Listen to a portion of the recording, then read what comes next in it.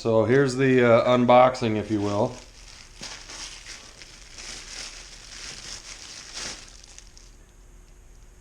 Comes with a blinker module, horn, headlights. I believe all the headlight stuff and horns is only for the XXX models. But this, I believe, is how you go through your modes and stuff now instead of the old display. That says TL4000, which is the model number for these bikes. So, 2 little screws here. Here, throw it in there. Alright. Here is the display. So we got a couple buttons on the side here. Looks like we got looks like a power button. A couple up and down arrows. It's got a USB Type-C side port for it. And that's it for buttons. And that's compared to the factory US version MX4. So there's been a lot of questions if this will fit with the Warp 9 bars and setup, which you can see I've got Warp 9 stem lock, riser, and bars. Just as a quick fit, so the riser, as you can tell already, is the same width as this display. So there is going to be a problem with how to mount it over the riser here. The width on these is the exact same width as the Warp 9 risers. So I have to do a little jerry rigging here to get this sorted out. But it can be something as simple as having a little cockeyed or whatever. We'll get that sorted out. Right now I'm just trying to connect everything and make sure that it's going to function properly with the bike. So as always, breaker is off in the bike before we do anything crazy. So I'm going to go ahead and disconnect the factory display unit. We're going to go ahead and plug this one in, which I don't know. Okay, something important to note.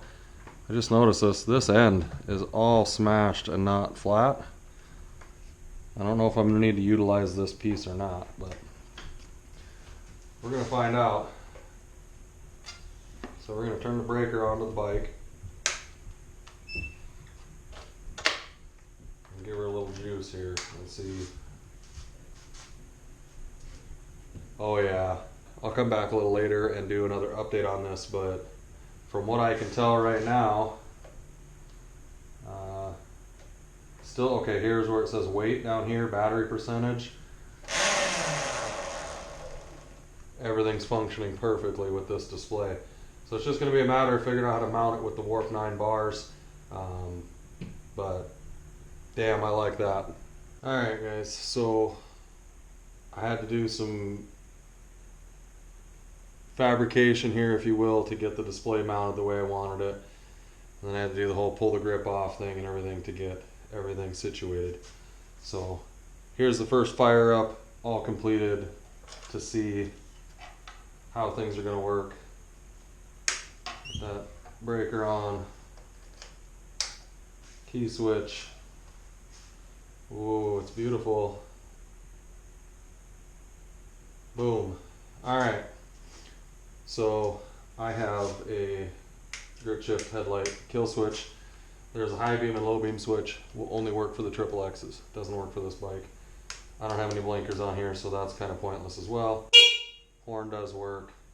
And then you can see up on the top here, there's a mode button that says Sport here. And now change it to Eco. I can switch back and forth between those two. And then press and hold this lower button here. You've got My Vehicle, which tells you what your vehicle has. It'll tell you your speed, all that stuff. I haven't gone anywhere with this yet. I literally just did the install. Bring in here for a little bit more of a close-up. So here's the big display. You can see it says wait. I'll hit the start button. Okay, now it says ready. My back tire's touching my stand, so I'm not gonna hit the throttle just yet. But it's got time display, trip miles, your odometer, your overall miles. Because I just installed this, all that's 0. But again, sport mode, eco mode. I'll shut the headlight off there. So here's the switch. Again, your horn button, blinkers that don't do anything. Hopefully I can integrate those into a blinker kit later if I decide to. High and low beam on your lights. And up here on the top is your menu button. And when you push that, that's what changes you from eco to sport, just like stock settings. Let me see if I can pull this bike back here to give you guys how that speedometer looks. Right? All good. Put this display in night mode. I want to see if it stays black. Yeah, see, that's much better. Beautiful. So I almost forgot to mention, like I said earlier in the video, the factory mount will not work with the Warp 9 riser. Right? It's the same exact width as the mount that comes with this display. So you're going to have to fabricate something on your own. What I did, this is actually off of an old fire truck light bar. I took the mounting bracket. What I did, I drilled holes in it so it would go between the splits of the top part of the riser, the riser cap, if you will. And then I drilled bigger holes here so I could still access my Allen bolts. Can still access them from the top. And then I drilled holes here to screw the plate in where the factory mount is, and then I left a bare spot open for the cable to come through so that I can connect to the bike. Alright, so I realized that you guys couldn't really see how the display works that well, how far the last video was. So on the side here, the bottom right corner is, you press and hold that, that's how you get into your options. So you've got my vehicle, your screen display, which you have auto, day, night, brightness settings, the time, unit settings, language, your wheel size, your gear ratio, the motor match, which I haven't figured out how to make that work yet. Well, it changes quick. And then the last thing is the software settings, which I'm guessing is what the Type-C for is. This will round robin on the buttons, but there's this little, and you guys can pause and see how the display is in the video if you want to see more of it.